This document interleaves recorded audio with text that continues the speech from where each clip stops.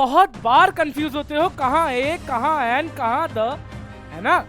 समझ ही नहीं आता कहाँ क्या बोला जाए सर, बड़ी दिक्कत हो जाती है, मजाक अलग उड़ जाता है, बड़ा परेशान हो चुका हूँ मैं।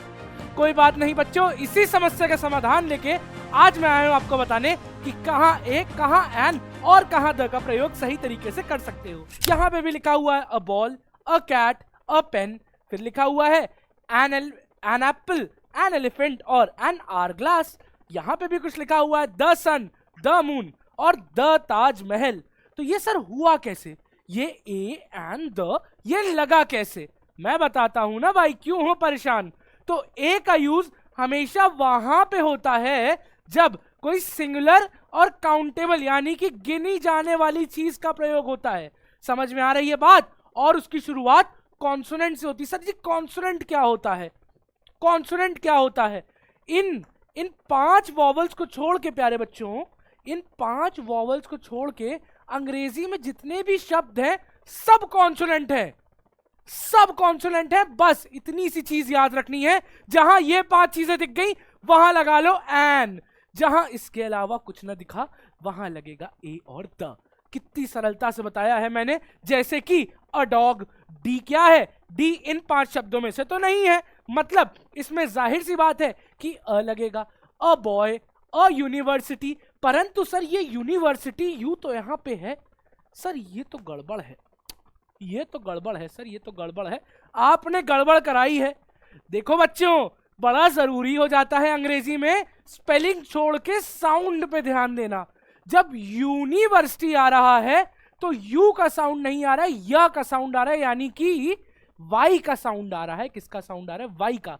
तो वाई तो इन 5 अक्षरों में नहीं है, तो जाहिर सी बात है जहां वाई का साउंड आ रहा है वहां लग जाएगा अ, वहां पे एन नहीं लगेगा। एन का प्रयोग तब सर कहां पे होगा? सिंगुलर और काउंटेबल नाउन। काउंटेबल मतलब जो गिनी जा सके चीजें अंगुलियों पे, वहां पे ए और एन दोनों चीजों का प्रयोग वहीं पे होता है जो गिना जा सके। ठीक है, तो जैसे कि एन एप्पल यानी कि एक एप्पल, एन आर यानी कि 1 घंटा, एन ऑनेस्ट मैन यानी कि एक ईमानदार आदमी। समझ में आ रही है बात? क्या यहां तक कोई दिक्कत है? क्या यहां तक किसी को कोई परेशानी है? फटाफट से सारे के सारे बच्चे बता दो। बिल्कुल सरलता से चल रहा है। आगे बढ़ते हैं, आगे बढ़ते हैं, चले आते हैं द पे। द एक नया कंसेप्ट है। द को कहां पे यूज किया जाए? तो जब बच्चों नाउन किसी स्पेसिफिक चीज के बारे में हो। स्पेसिफिक क्या होता है सर? यानी कि जब किसी एक खास व्यक्ति की, एक खास चीज की बात कर रहे हो, वहां पे द का प्रयोग होता है। जैसे कि वो लड़का, द बॉय, वो बिल्ली, द कैट, और क्या है? द सन, वो सूरज, the Taj Mahal, the boy you called यानी कि वो लड़का जिसको तुमने फोन किया था। यानी कि जब किसी एक खास व्यक्ति की बात हो रही हो वहां पे लगता है द का प्रयोग। क्या बच्चों यहां तक कोई दिक्कत है? जल्दी जल्दी से बता दो। तो क्या मैंने बताया? मैंने बताया कि द का मतलब होता है वही खास चीज या व्यक्ति। एन का मतलब होता है कोई भी एक वॉवल साउंड जिससे शुरुआत हो रही हो, इन 5 अक्षरों की जहां पे शुरुआत हो रही हो। और अ का प्रयोग कहां पे होता है? जब पहली बार पर कहीं पे कॉन्सोनेंट साउंड सुना हो। कोई दिक्कत नहीं, यहां तक बड़ी ही सरलता से, बड़ी ही आसानी से चीजें समझ में आ गई हैं। आगे बढ़ता हूं, आगे क्या समझा रहा हूं, इसी चीज को थोड़ा सा और विस्तृत ढंग से समझाता हूं, थोड़ा सा और एंटरटेनिंग, थोड़ा सा और इन डेप्थ लेके जाता हूं और विस्तृत तरीके से। तो ए कब लगता है बच्चों? ए लगता है जब भी कोई सिंगुलर काउंटेबल नाउन हो। सिंगुलर यानी कि एक गिना जाने वाला, उंगलियों पे गिना जाने वाला नाउन हो, जिसकी शुरुआत, जिनका कॉन्सोनेंट साउंड से शुरुआत हो रही हो। बार बार कॉन्सोनेंट में दिक्कत आ रही है, मैं बच्चों कह रहा हूं।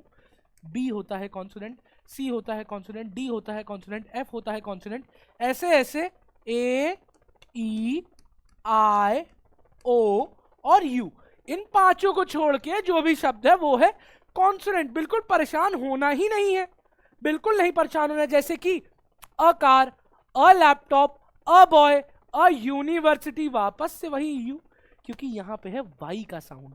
क्योंकि प्यारे बच्चों यहां पे है वाई का साउंड। क्या आप लोगों को बात समझ में आ रही है? तो पहली बार जब भी किसी चीज का जिक्र हो ना, जैसे कि आई सॉ अ मैन, मैंने एक आदमी को देखा। आई सॉ अ डॉग, मैंने एक कुत्ते को देखा। आई सॉ अ पेन, मैंने एक कलम देखी थी। I saw a pen, I saw a dog, क्या प्यारे बच्चों, अब कहीं पे किसी बच्चे को कोई भी समस्या आने वाली है ए लगाने में? आगे बढ़ जाते हैं। एन का प्रयोग, हाँ जी एन कहीं कहीं पे डिफिकल्ट लगता है थोड़ा सा, मुझे पता है बच्चों बातें, मुझे पता है आपके अंदर की बातें। तो एन का प्रयोग होता है जहां पे वॉवल साउंड्स हो, यानी कि ए ई आई ओ यू। समझ में आ रही है बात? जैसे कि an apple, an elephant, an hour, यानी कि एक घंटा। क्या आप सब लोगों को ये बात समझ में आ रही है? अब जैसे कि यूनिवर्सिटी में एन का प्रयोग नहीं होता है क्योंकि यहाँ पे वाई होता है, यूरोपियन में एन का प्रयोग नहीं होता है क्योंकि यहाँ पे वाई होता है, और वन में एन का प्रयोग नहीं होता है क्योंकि यहाँ पे डब्ल्यू की साउंड आती है। ये कुछ ऐसे एक्सेप्शंस थे जहां पे एन का प्रयोग बच्चों नहीं होता है। क्या आप लोगों को यहां तक कोई दिक्कत आ रही है? फटाफट से एक बार कमेंट बॉक्स में बता दो कि सर यस, एन और ए का कंफ्यूजन तो क्लियर हो चुका है, अब द की बात कर लीजिए और बस फिर उसके बाद कभी जीवन में कहीं भी आर्टिकल्स को लेकर दिक्कत आने ही नहीं वाली है। सर दिक्कत ही नहीं आने वाली है, कोई बात नहीं, आ जाओ द की बात कर लेते हैं। तो जब किसी खास व्यक्ति, किसी यूनिक चीज के बारे में बात हो रही हो, वहां पे यूज होता है द का। जैसे कि the sun, the moon, the prime minister. समझ में आ रही है बात? प्राइम मिनिस्टर तो एक ही है, सूरज तो एक ही है, चांद तो एक ही है, तो वहां पे द का यूज होगा जब कोई खास व्यक्ति हो। जैसे कि आई सॉ अ डॉग, मैंने एक कुत्ता देखा और वह कुत्ता, यानी कि वही खास कुत्ता भौंक रहा था। I saw a dog, the dog was barking, वही खास कुत्ता भौंक रहा था। फिर उसके बाद the internet, the earth, the boy who won the race, वो लड़का जिसने रेस जीती थी, उस लड़के से मुझको मिलवाओ। the boy who won the race। क्या मेरे प्यारे बच्चों यहां तक सब कुछ समझ में आ गया है? अब फटाफट से बता दो, फटाफट से बता दो कि न्यूयॉर्क में क्या लगेगा, ए, एन या फिर द? कमेंट बॉक्स में इस चीज का जवाब दो। मिलते हैं आपसे अगली क्लास में, धन्यवाद सबको।